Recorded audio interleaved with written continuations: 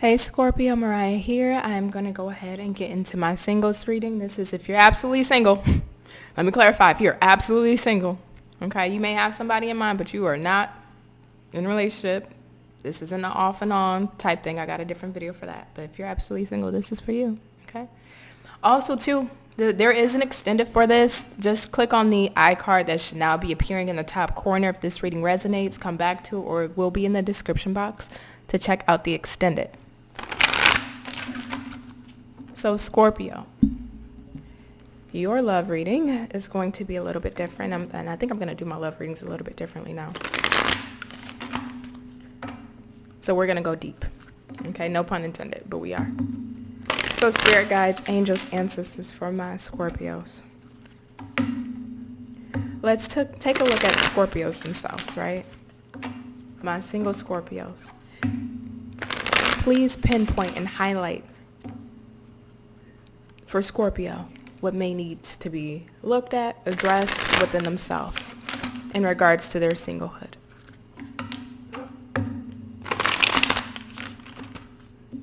Thank you.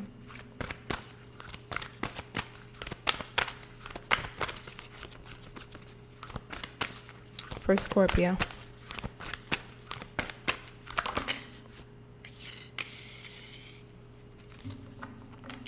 We have inner integration. There is peace, equilibrium, and fulfillment in integrating the inner wild with the taming and tempering effect life has on us. Beautiful. Wow. Let me point something out to you. Wow. Holy shit. Excuse us. Okay, sorry. I didn't mean to start cussing. I'm so sorry. Let me explain this to you because this is very powerful. I was only going to take one card till I looked at the bottom and it just told a whole story in regards to you, Scorpio. Right? We have inner integration, but we also have emotional energy, spirit self, be who you are as you are, enough. You were born enough. And distorted desire. Conscious desire rarely satisfies the unconscious need driving it. So this kind of actually goes back, Scorpio, past your love life and love connections, but we'll keep it centered on that for right now, right? I will ask you a question if you don't mind, Scorpio. Who, what, how, when, whatever this may have been for you, there's suppression here. There's suppression. Who in your life, when you look back to maybe your childhood, teen years, maybe even your first love, who made you suppress yourself? And I mean in the sense of whether it was your thoughts, your ideas, your opinions, your feelings, your emotions, your concerns, your curiosities, who made you suppress yourself? Who made you feel belittled? Who made you feel less than? It could be one circumstance in your life that really impacted you, or multiple, or this has been something that has happened throughout your lifetime. Who's done this to you? Because that's all that I'm looking at right here. And that's why I said this is deep.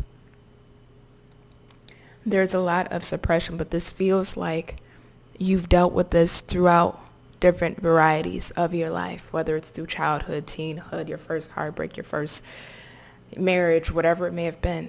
Who made you feel smaller, less than? Who was so holier than thou to make you feel less than in some way, shape, form, or capacity where you may have felt like you couldn't be yourself, express yourself, be truly who you are? For you, even as a child, just asking simple questions, being curious about the world, being very inquisitive, that was a bad thing. Shut up. Stop talking. You're asking too many questions. Who made you feel less than in some capacity? And the reason why I ask that because of this energy here. And then we have distorted desire, which lets me know your authentic self and your soul self, there's some form of misalignment. Now we're bringing this into love, right? Because you know who you are. You know what you're capable of. You know what you may bring to the table and what you may need to work on. All of us have our shortcomings and our downfalls when it comes to love. But whatever this suppression is that has happened throughout the course of your life or throughout certain events in your life has now caused this distorted desire that, and this can go a couple of ways, so just bear with me here. It's caused this effect of You feeling like you can't fully be yourself when you meet new people, or you have to shield or hide a certain aspect or element of yourself. Maybe you may feel like it's too much for somebody. You may feel like you're too intense for somebody. And not saying that that will stop you from showing that, but still the feeling of the suppression is still here, which is still a barrier, which is still a hindrance. That needs to go. Because there's still some form of, well, I can't fully be my Scorpio self, or I can't fully show my full self, or there's some energy here of how you view yourself and how another person views you externally is not in alignment. And it goes back to these repressed feelings from, again, whether it's through your childhood, whether it's through your upbringing, your first love, feeling misunderstood, feeling like you were not nobody understood you, or a person didn't understand you. Even for, again, the most simplest things like your curiosity. Be who you are, and you were born enough, which is beautiful. So again, I just have to give this background so now we understand how we're moving into love and what we're attracting in love, right? There's a whole root process to this. So we need to correct this distorted desire, because you are enough and you need to be who you are, as you are. And trust me, don't get me wrong, I'm sure a lot of you are in that space of, okay, you know what, I've accepted who I am. But there's still that suppression, blockage, and barricade that still lives in some part of the cortex, right? The space within the brain. It still lives within the part of the cortex, which will show up in external ways once we get past the initiation phase of, hi, my name is Scorpio. How are you doing? I would like to take you out on a date.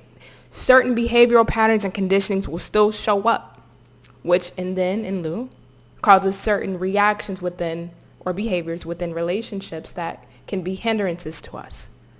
This still needs to be addressed. This still needs to be addressed here, Scorpio.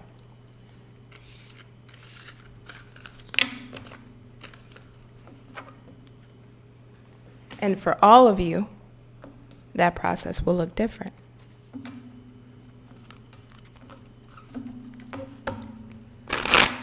So for my single Scorpios,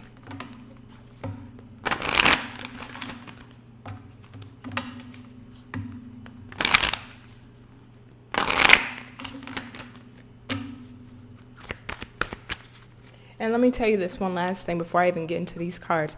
A lot of times, especially if that was your childhood or that was a part of your developmental years where you were made to feel either less than, belittled, your voice was suppressed, your thoughts or your words or your ideas or opinions didn't matter, whether it was by a specific family members, a love interest at a young age, if you were muted in some way, shape, or form or capacity. And again, I don't care, even if you were just inquisitive, mom, dad, or aunt, uncle, what's this, what's that? Constantly telling you to stop asking questions, or you're asking too many questions, whatever it may be. A lot of times what tends to happen as we get older, we tend to take on this energy of people pleasing. Why? We don't want to upset. We know what that looks like. And for some of us, now I feel like I'm getting all Dr. Phil on you. I'm so sorry. But for some of us, the punishment or the repercussions of being a certain way, just being our authentic self, may have led in some form of punishment or abuse, right? I know me growing up, I was getting whoopings for being too damn inquisitive. So that may look different for all of you, but what it does is create this nature, this energy to people please. And I don't mean in an overly excessive stint, but I mean in the sense of wanting to give things an opportunity or a chance beyond the limitation of what we should.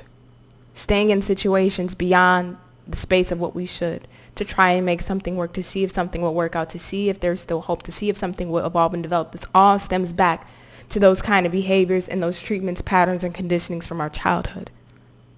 So we need to do some work there, Scorpio.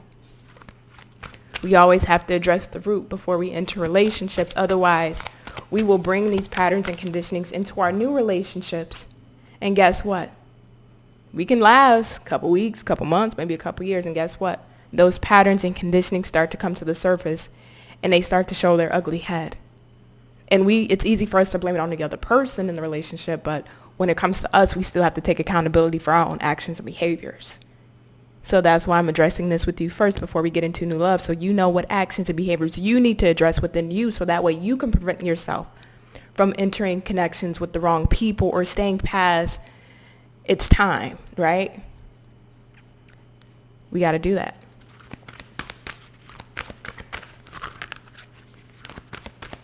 So tell me, for my Scorpios, what's coming in new in love for my Scorpios? We have envy. And again, the rest of this is going to go into the extended. We'll get deeper into the new love connection, who's coming into you, into their psyche as well, just like I did yours, right? So definitely check it out. It's always thorough, always extensive. Okay, I'm not taking all those extras, though. I'm going to get up out of here. Okay, so we have 20, 32, 25, which is deceit. Envy, daughter spirit, and deceit. Okay. Interesting. Let me pull a couple more on these. I want to know specifically about this deceit. Why is deceit here, spirit, for Scorpio new love?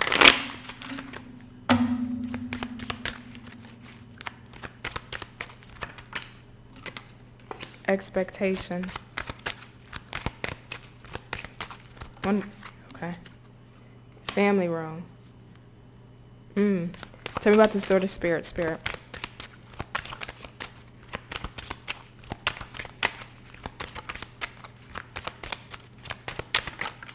Thank you.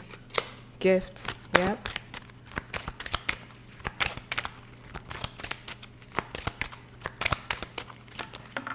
Thank you. House. Okay. And envy. Sudden wealth. Okay. One more for envy. Message of concern. Okay. Now I'm going to tell you something here. Pathway in marriage on the bottom of the deck. And wealthy man. Right? And this lady's out here for now. So Scorpio, I'm going to tell you this. I'm going to tell it to you good, be honest. All that great stuff. We got deceit, expectation, and family room. Whoever this person that is coming in for you, and again, this is not past energy. If you're still thinking about a past person or a lingering past person, check out my other Scorpio video. This ain't the one for you, okay? But this new person, brand new, deceit, expectation, and family room, this is somebody, I will tell you this, their family, they come from a family where their family's opinions matters most. Their family expects certain behaviors, certain actions out of this person. I don't care at what age they are. They can be this, that, and other third age. I don't care. It feels like they come from a family where they would prefer for their person, their child, if you will, their parents prefer for their child to date a certain type of person, somebody that fits in with the family, right? So even if this person was, 42, and you come across this person, Scorpio, this is somebody that has already been patterned and conditioned to date a certain type of woman or to date a certain type of man. This is the type of person that they've been used to dating or that they've grown accustomed to dating, and they have this expectation when it comes to their love life that they are going to date within that criteria. There feels like there's something completely different between you and this person. So it may feel like either you are not this person's usual type or they're not your usual type. There's something that's polar opposite between you two. And that's where this deceit is coming from, because again, they have this, and again, they could be 40, they could be 60, they could be 20, it doesn't matter the age, but they have this certain set criteria of the type of man or woman that they date. And it feels like it was also conditioned upon them through patterns, through their own family upbringing, even through things that they saw in the household, right? This is the type of woman or man that I want to date, and that's the type of man and woman that they've always stuck to or were accustomed to. So moving forward, that's what they tend to deal with. You two are different, and that's where that's coming from. Now we got daughter, spirit, and gift with house. So I actually really like this energy because this is somebody, Scorpio, that spirit is sending your way. This is a gift. This is somebody that you're going to learn some lessons from. But I also feel like whoever this is financially stable. Doesn't mean they have to be, lofty or completely wealthy, millionaire and all that great stuff. No. But this is somebody that's very financially stable. But this is somebody that's meant to come across you and meant to come across you towards your life path. This is somebody that's meant to walk with you and down your life path with you. Are they going to stay forever of a lifetime? I don't know. We'll see. But this is somebody that Spirit's bringing towards you. When I look at this house, for some of you, it could be a literal house that at some point it is meant for you two to move in together or buy a home together. But more importantly, what I'm getting here is with this house, the home is illuminated. When you look at it, the lights in this home are lit up. If you can see, the lights in this home are lit up except for the front door. So this is somebody that's going to be a part of your spiritual awakening, your spiritual ascension. This is somebody that's going to continue that for you. And guess what? We go through spiritual awakenings and ascensions throughout multiple courses of our lives. Okay, you just don't go through one. This person is going to initiate either your first one or a new one for you. And then we have envy, message of concern and sudden wealth. So it feels like, I would say, not necessarily you be careful, but it feels like your person may need to be careful if they care about the opinions of others, which I do feel like their reputation or their societal status matters, because this is somebody that is wealthy. This is somebody that does have financial stability. This is somebody that is well off. So they've made connections. They've networked. They have a network full of people that they deal with on a daily basis, personal basis, and on a work basis. So I do feel like they have to be careful with the type of women or men that they bring around their social circles and their environments because of their status. I'm just being real with you. And with sudden wealth being here, again, this is somebody that's well off.